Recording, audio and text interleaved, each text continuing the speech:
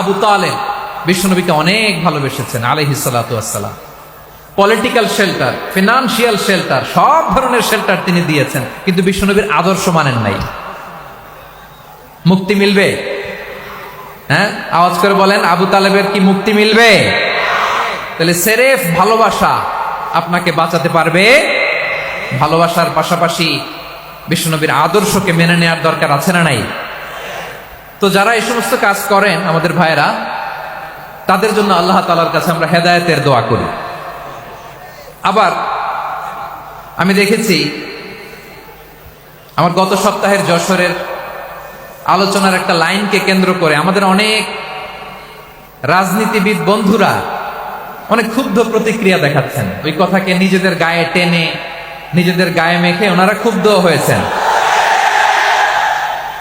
প্রিয় ভাইয়েরা, আমি বলেছিলাম যে একদল খেয়ে গিয়েছে আর একদল খাওয়ার জন্য রেডি হয়ে আছে।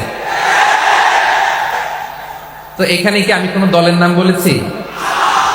বাংলাদেশে 48টা প্রায় নিবন্ধিত রাজনৈতিক দল, কোন দলের নাম আমি বলিনি। কথাটাকে আমি জেনারেল রেখেছি। দায়ীদের বৈশিষ্ট্যই এটা, দায়ীরা জেনারেলি কথা বলে, যার যেই মেসেজ নেয়ার তারা সেখান থেকে নিয়ে নেয়।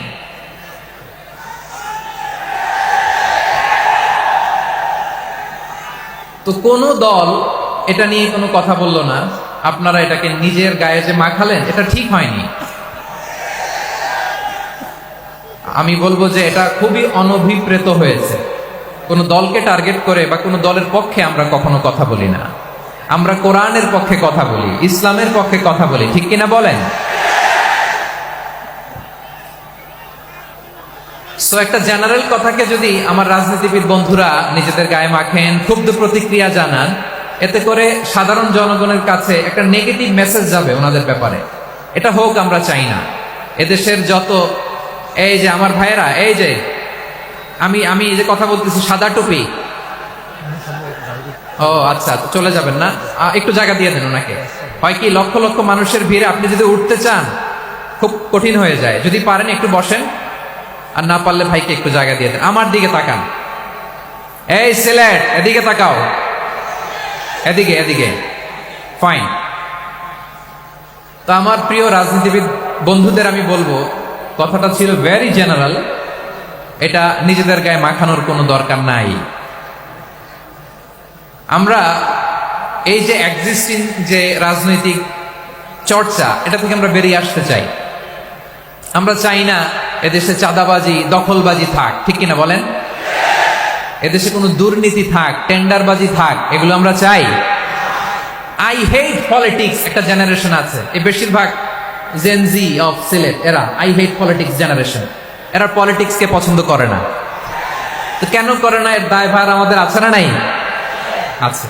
এবং আমরা দেখেছি ক্ষমতার পালাবদল যখন হয়, এক সরকার যায় আরেক সরকার আসে, তখন দুর্নীতির ফিরিস্তি আমরা জানতে পারি, এর আগে জানতে পারি না। প্রতিটা দলের ভেতরেই আমরা এই বাজে চর্চাটা দেখেছি। সো এখন আমাদেরকে শুধরে নেওয়ার সময় এসেছে। এটা এই সুন্দর সময়, নতুন প্রভাতের বাংলাদেশ, নতুন ভোরের বাংলাদেশ, এই সময় আমরা কাদা ছোড়াছড়ি যেন না করি। আমাদের শপথ নেওয়ার সময় এসেছে। প্রতিটি দল, নিবন্ধিত 48টি, সবগুলো দলের এখন শপথ নেওয়া উচিত যে আমরা কোনোদিন আর চাঁদাবাজি করব না, টেন্ডারবাজি করব না, দখলবাজি করব না। আমরা সবসময় দেশের পক্ষে থাকবো, সবসময় দেশের পক্ষে থাকবো। সেই কথাগুলো ছিল ভেরি জেনারেল। যে কথাগুলো আমরা জেনারেলি বলি, এগুলো জেনারেলি আপনারা নিবেন। আমার রাজনীতিবিদ বন্ধুদের কাছে এটাই আমার কামনা। আর এই জাতীয় বার্তা যখন আমরা দেই, তখন যদি আপনি বলেন যে পারলে রাজনীতিতে আসেন, পারলে দল করে দেখান, এটা হইল? আমি কি এরকম কোনো কথা বলেছি? না। আমি একজন মুফাসসিরে কোরআন, আমি একজন আলেম, এর বাইরেও আমার সবচেয়ে বড় পরিচয় আম আ সিটিজেন অফ বাংলাদেশ। আমি বাংলাদেশের একজন সাধারণ নাগরিক। আমার দেশের যে কোনো সমস্যা, যে কোনো ইনকনসিস্টেন্সি, অসঙ্গতি নিয়ে মত প্রকাশের স্বাধীনতা আমার আছে না নাই? আপনারাই তো বাক স্বাধীনতার কথা বলেন, ফ্রিডম অফ স্পিচের কথা বলেন, বাক স্বাধীনতার কথা বলেন। আপনারাই যদি আবার কোন মন্তব্যের কারণে বলেন যে রাজনীতির মাঠে আসেন, দল করেন, দেখি কতটুকু পারেন, এটা ঠিক হবে না। তাই প্রিয় ভাইয়ের, আসুন আমরা দল মত নির্বিশেষে কাঁধে কাঁধ মিলিয়ে সোনার বাংলাদেশ গড়ি, দুর্নীতিমুক্ত বাংলাদেশ গড়ি, যে বাংলাদেশের জন্য রক্ত দিয়েছে আবু সাইদ,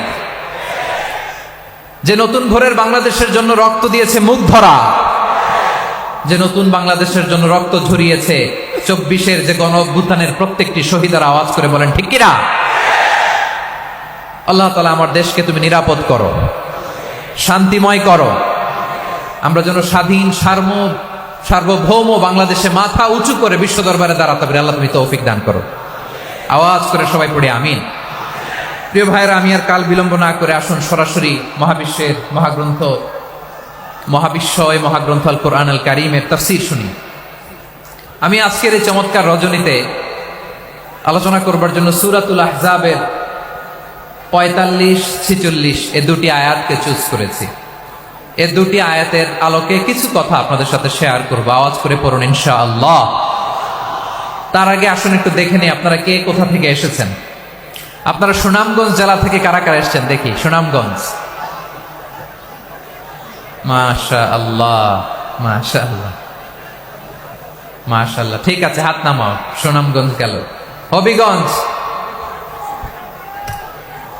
হবিগঞ্জ, ঠিক আছে, হাত নামাও। মৌলভীবাজার দেখি, মৌলভীবাজার, মাশাআল্লাহ, ঠিক আছে। এবার সিলেটের কারা কারা দেখি।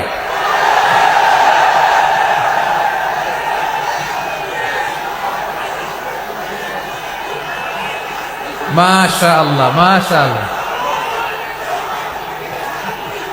বক্কা বক্কা, ঠিক আছে ঠিক আছে, মাশাআল্লাহ মাশাআল্লাহ, I like it, I love it, মাশাআল্লাহ। সুনামগঞ্জ, হবিগঞ্জ, মৌলভীবাজার, সিলেট। সিলেটের এই 4 জেলার বাইরে থেকে কারা কারা আসছেন দেখি। মাশাআল্লাহ, অন্যান্য অনেক জেলা থেকে আমার বাইরে এসেছে। মাশাআল্লাহ, আল্লাহ সবাইকে কবুল করুক।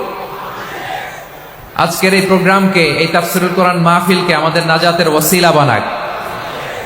3 দিন ব্যাপী দেশের প্রথিতযশা অত্যন্ত বিজ্ঞ প্রাজ্ঞ ওলামারা যে সমস্ত আলোচনা, দিক নির্দেশনা এই মঞ্চ থেকে আমাদের জন্য রেখেছেন, আমরা যেন সেগুলোর উপর আমল করতে পারি। আল্লাহ তৌফিক দান করুক। প্রিয় ভাইয়েরা, বড় গ্যাদারিং, অনেক বড় শোডাউন, জনপ্রিয়তা, এগুলো আমাদের উদ্দেশ্য না। আমাদের উদ্দেশ্য হচ্ছে আল্লাহর সন্তুষ্টি। সিলেট, আওয়াজ করে বলো, আমাদের উদ্দেশ্য কার সন্তুষ্টি? আল্লাহর সন্তুষ্টি। ওইটা যদি পাই যথেষ্ট, আলহামদুলিল্লাহ আলহামদুলিল্লাহ। আসুন আমরা আমাদের নিয়তকে খালেস করে নেই। আমরা যা শুনবো আমলের নিয়তে শুনবো, নিজের জীবনকে পরিবর্তনের জন্য শুনবো, ঠিক কিনা বলেন?